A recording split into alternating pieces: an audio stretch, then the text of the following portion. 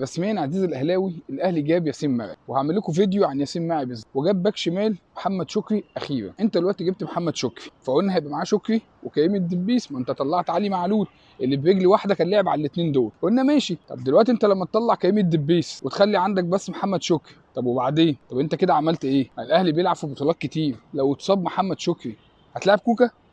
وده مش مكان كوكا اصلا. هننجح في نفس الدايره تاني. خليت الناحيه اليمين ناحيه هاني، وقلت ان هاني تمام جدا مفيش مشكله. طيب ما هو يا جدعان مين اللي هيرفع؟ انت خليت مثلا وسام ما بعتوش، وخليت جوادي شاف. الناس دي كلها يا جماعه هيدر. مين هيلعب للناس دي كلها؟ احنا مش بنشوف عرضيات كده خالص. ما كوكا ما بيعملش عرضيات. انا بقالي كتير ما شفتش عرضيات في الاهلي يا جماعه. مين اللي هيعمل عرضيات للناس دي كلها؟ انا مش فاهم بصراحه فكر الاداره ايه. احنا بنزود ولا بننقص؟ ما تخلي عندك يا عم كريم الدبيس ومحمد شكري، هيعمل لك ايه يعني؟